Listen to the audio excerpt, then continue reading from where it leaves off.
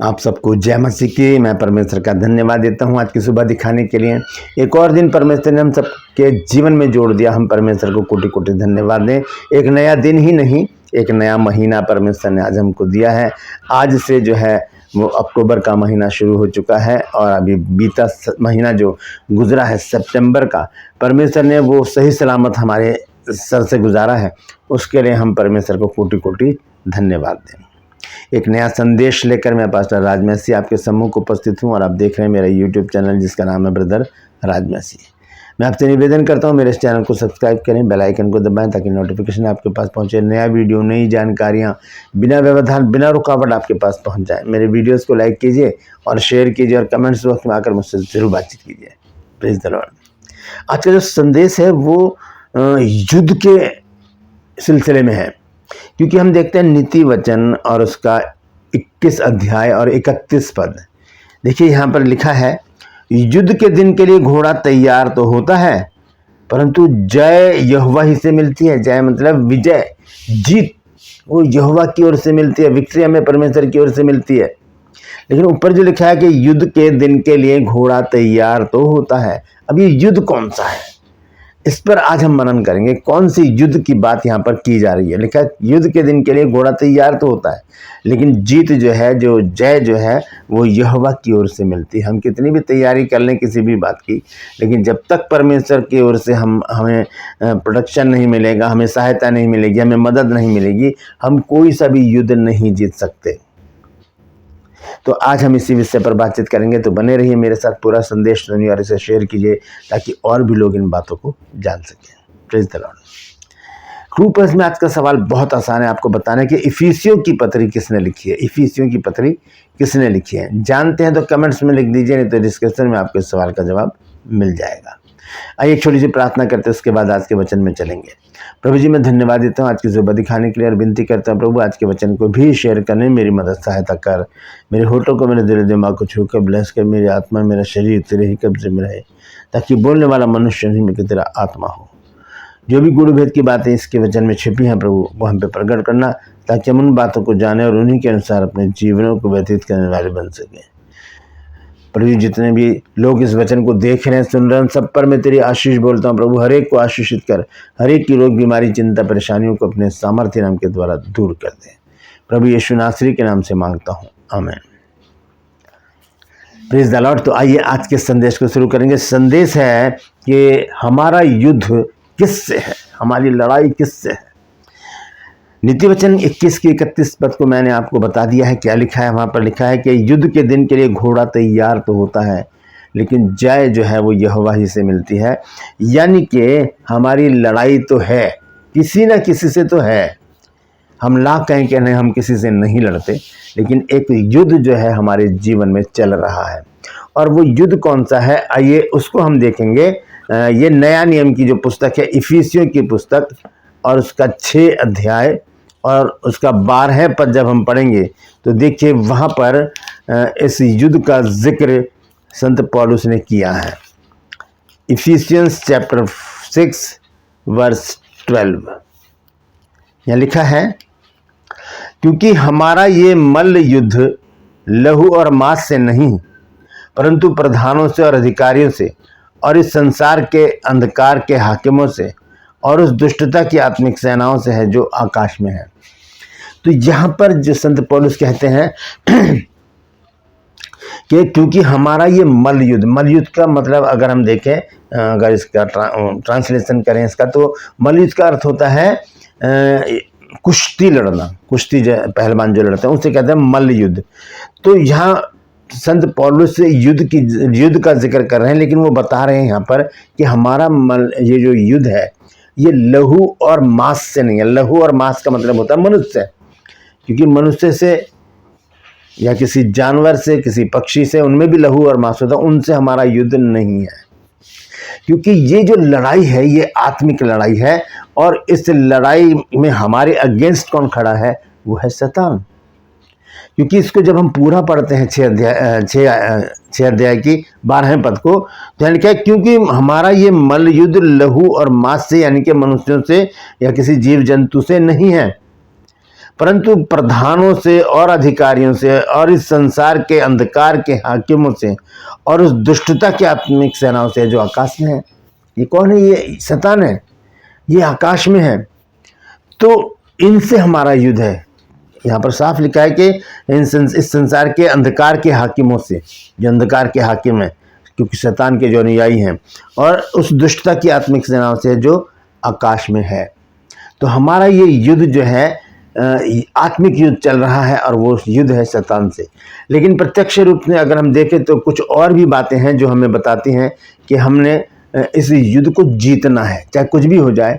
हमें परमेश्वर के सारे हथियार बांध लेने हैं, क्योंकि इफिसियों जब हम पढ़ते हैं 6 अध्याय के 13 पद से, तो वहाँ पर लिखा है, इसलिए परमेश्वर के सारे हथियार बांध लो कि तुम बुरे दिन में सामना कर सको और सब कुछ पूरा करके स्थिर रह सको।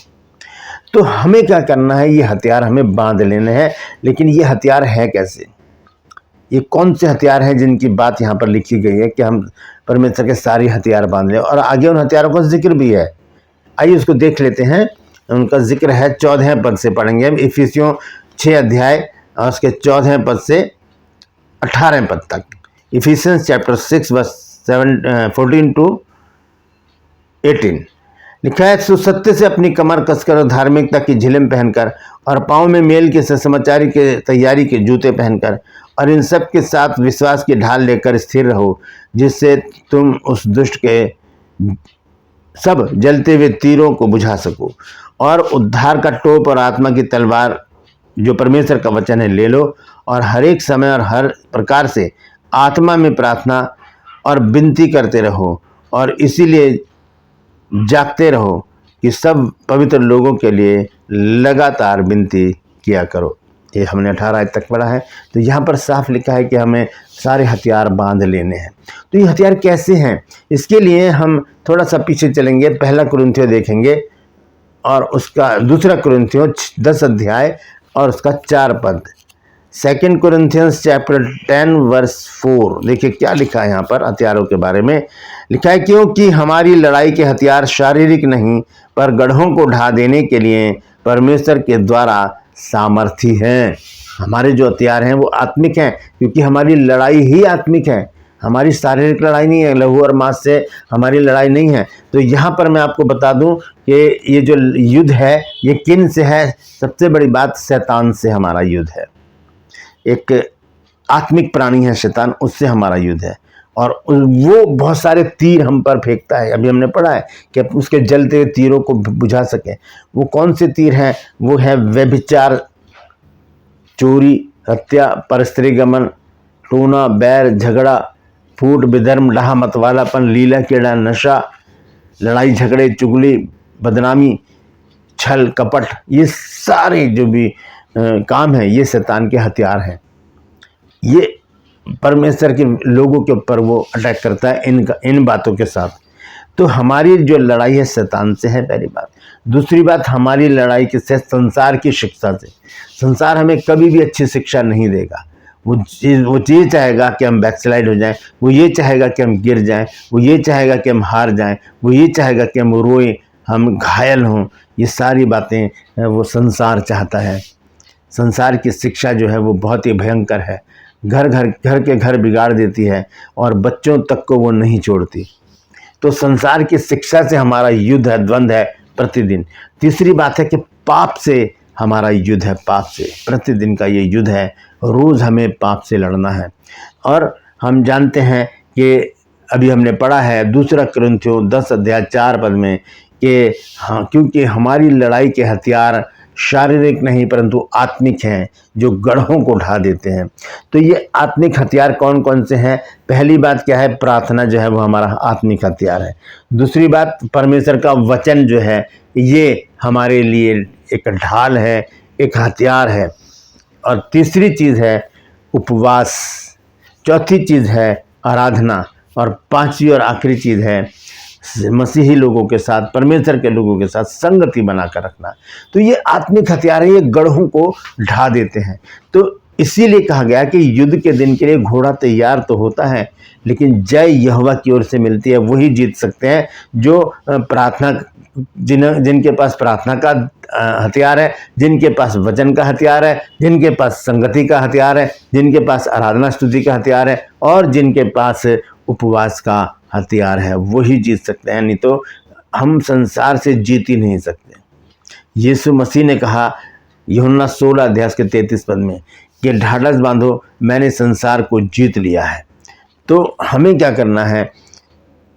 परमेश्वर के वचन के अनुसार अपने जीवन को व्यतीत करना, क्योंकि ये लड़ाई जो है, ये लड़ाई शैतान की है और परमेश्वर की है। शैतान और परमेश्वर के बीच में लड़ाई है।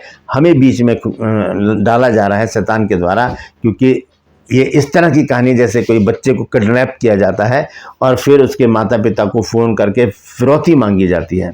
इसी तरह से शैतान भी कर रहा है। उसने परमेश्वर के बच्चों को क्या कर लिया? किडनैप कर लिया है और परमेश्वर से अलग करना चाहता है वो, लेकिन वो कोई फिरौती नहीं मांग रहा। उसका तो काम ही यही है, वो छीन ले परमेश्वर के हाथों से और उनके जीवन में गलत काम लेकर आए। तो हमें क्या करना है? अगर हमें विजय हासिल करनी है तो हमें आत्मिक हथियारों से लैस होकर शैतान को मुंह तोड़ जवाब देने की ज़रूरत है। अन्यथा वो पहले हम पर अटैक करेगा, हमें घायल कर देगा और फिर हमें अपनी डुगडुगी पर नचाएगा। तो शैतान से मुक्ति पाने के लिए, संसार की शिक्षा से मुक्ति पाने के लिए, और तीसरी बात है कि पाप से मुक्ति पाने के लिए हमें परमेश्वर के वचन को प्रतिदिन पढ़ने की ज़रूरत है। रोज़ पढ़ें, रोज़ पढ़ें, रोज़ पढ़ें, एक अध्याय रोज़ पढ़ें, तब परमेश्वर बहुत सारे वेद आपके ऊपर खोलेगा और आपको लगेगा कि मैंने इतना समय बर्बाद किया, मैंने पहले बाइबल क्यों नहीं पढ़ी। तो आज ही से बाइबल पढ़ना शुरू कीजिए।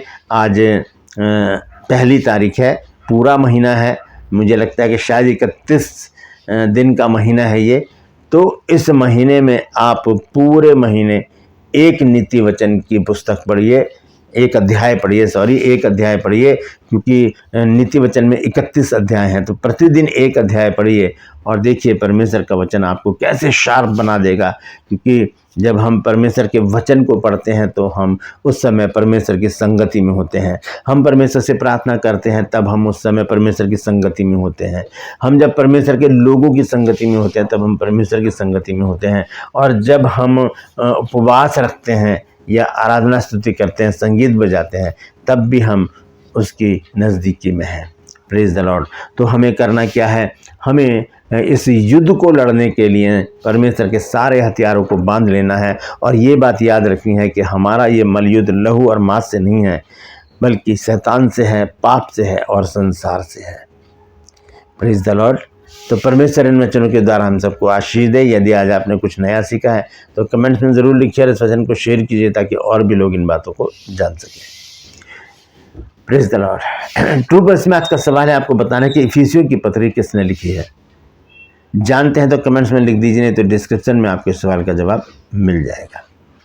मैं आपसे निवेदन करता हूं मेरे इन चैनल को सब्सक्राइब करें, बेल आइकन को दबाएं ताकि नोटिफिकेशन आपके पास पहुंचे। नया वीडियो, नई जानकारी बिना व्यवधान, बिना रुकावट आपके पास पहुंच जाए। मेरे वीडियोस को लाइक कीजिए और शेयर कीजिए और कमेंट्स बॉक्स में आकर मुझसे ज़रूर बातचीत कीजिए। आज के लिए बस इतना ही। फिर मिलूंगा एक नए संदेश के साथ, एक नया वीडियो लेकर। तब तक के लिए मुझे इजाज़त दीजिए, लेकिन अपना और अपनों का ख्याल रखिए और ध्यान रखिए हमारा ये युद्ध मनुष्यों से नहीं है, हमारा ये युद्ध शैतान से है, संसार से और पाप से है और हमें उन पर जयवंत होना है। Praise the Lord. परमेश्वर आप सबको आशीष दे।